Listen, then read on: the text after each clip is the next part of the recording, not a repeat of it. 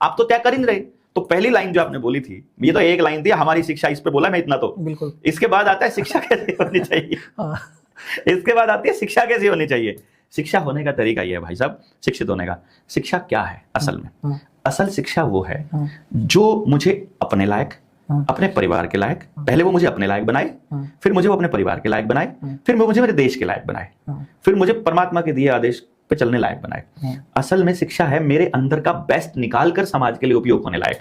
इसका मतलब प्रत्येक बच्चा जो कि समाज की पूंजी है, उसका बेस्ट निकालना शिक्षा का उद्देश्य है। इसीलिए आपका बच्चा कभी भी वो काम नहीं करता है जो आप कर रहे हो, क्योंकि उसके पास टैलेंट अलग है। इसका मतलब ये हुआ कि आपकी सिरदर्दी नहीं है उसको कोई भी टैलेंट सिखाना या उसको किधर आगे लेकर के जाना। वो मेरी हो सकती है, वो इनकी हो सकती है, किसी की भी हो सकती है।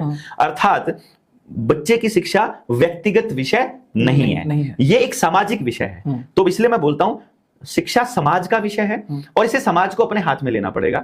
अगर किसी बच्चे को पढ़ाते वक्त माँ बाप ने करोड़ों रुपया खर्च किया है या लाखों रुपया खर्च किया है, तो वो बच्चा बड़ा होकर के कभी भी समाज के लिए काम नहीं करेगा। अगर वो बच्चा रट्टे मारकर बड़ा बना अपनी मेहनत से, तो आप देखोगे कि कोई भी डेप्यूटी कलेक्टर, एसडीएम, जज जो किसी गांव से निकल कर गया, कभी वापस गांव में नहीं आया, कभी गांव के लिए कुछ नहीं किया, कभी किसी के लिए कुछ नहीं किया, यहां तक कि अपने माँ बाप को भी कई बार वो उधर वृद्धाश्रम में छोड़ाते हैं। उसका कारण ये है कि उनको शिक्षा दी ही नहीं गई, उनको सिर्फ याद करना सिखाया गया और उन्होंने याद करके पेपर पास कर लिया और वो किसी पद पर बैठ गए। शिक्षा तो कुछ और चीज है, सीखा तो है ही नहीं। जीवन क्या है, जीवन में उनके उद्देश्य क्या है, समाज के प्रति उनके दायित्व क्या है, वो सब तो कहीं पर शिक्षा का एक मतलब करिकुलम में शामिल ही नहीं था। वो पढ़े लिखे हैं बट शिक्षित नहीं, वो पढ़े लिखे भी नहीं है, वो केवल साक्षर है।